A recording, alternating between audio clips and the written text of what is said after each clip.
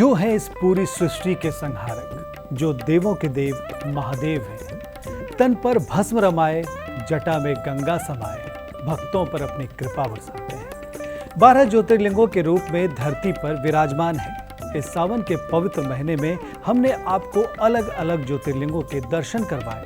इसी कड़ी में हम आज आपको करवा रहे हैं 12 ज्योतिर्लिंगों में से 8वें ज्योतिर्लिंग त्र्यंबकेश्वर के दर्शन।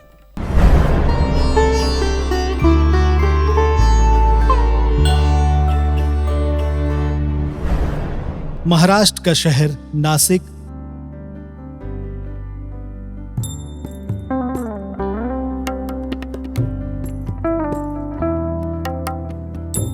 और नासिक से ही 30 किलोमीटर दूर स्थित है त्र्यंबक गांव।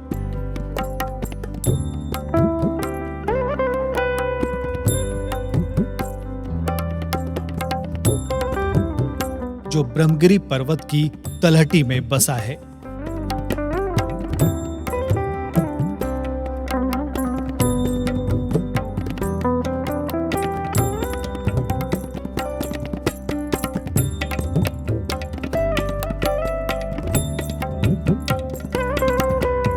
इसी गांव में बसा है 12 ज्योतिर्लिंगों में से एक और 8वां ज्योतिर्लिंग त्र्यंबकेश्वर।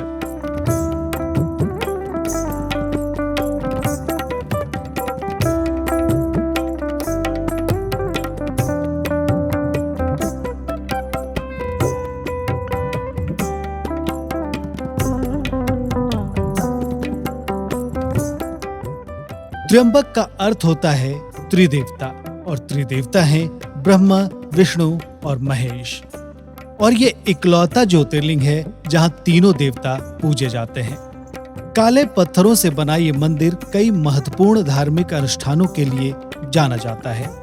काल सर्प शांति पूजा हो या फिर त्रिपिंडी विधि पूजा या फिर नारायण नागबली पूजा, भक्त अपनी अलग अलग मनोकामनाओं की पूर्ति के लिए यहाँ ये सारे अनुष्ठान करवाते हैं।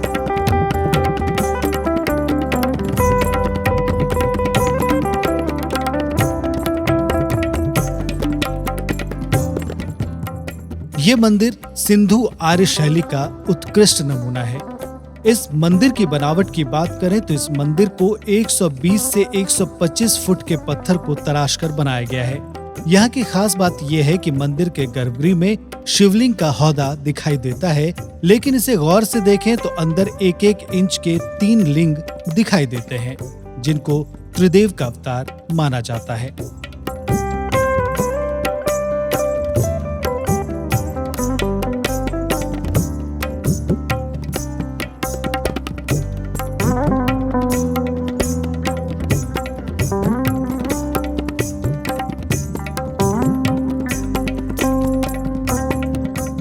यहाँ के बारे में कहा जाता है कि गौतम ऋषि की अथक तपस्या और उन्हें गौ हत्या के पाप से मुक्त करने के लिए देवादिदेव महादेव प्रकट हुए थे और ज्योतिर्लिंग के रूप में यहीं स्थापित हो गए।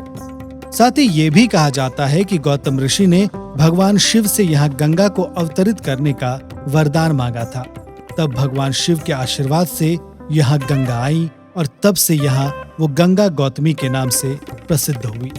इस मंदिर का निर्माण पहली बार किसने करवाया था, इसका कोई साक्ष्य मौजूद नहीं है, लेकिन 1755 में तीसरे पेशवा नाना साहेब ने इसके नवीनीकरण का काम शुरू करवाया था, जो 1786 में जाकर पूरा हुआ। कहा जाता है कि इस नवीनीकरण में उस समय करीब 16 लाख रुपए खर्च हुए थे। यह परंपरा है कि सुबह की पूजा के बाद महादेव के शिवलिंग पर चांदी का मुकुट चढ़ाया जाता है, क्योंकि यह त्र्यंबकेश्वर महाराज को एक राजा के रूप में माना जाता है और हर सोमवार को उनकी शाही सवारी निकाली जाती है, जिसमें उनके पंचमुखी स्वरूप को पालकी में स्थापित कर पूरे गांव में भ्रमण कराया जाता है। गांव में घुमाने के बाद कुशावर्त घाट में उन्हें स्नान करवाया जाता है। इस मंदिर में हर रोज सुबह 5:30 बजे से रात 9:30 बजे तक बाबा भोलेनाथ भक्तों को दर्शन देते हैं। यहाँ सुबह 7 से 9 बजे तक विशेष पूजा अर्चना की जाती है, जिसमें रुद्राभिषेक, महामृत्युंजय मंत्र और लघु रुद्राभिषेक अनुष्ठान किया जाता है। कहते हैं कि जो भी यहाँ आकर बाबा त्र्यंबकेश्वर के दर्शन करता है वह सारे पापों और दुखों से मुक्त हो मोक्ष की प्राप्ति करता है।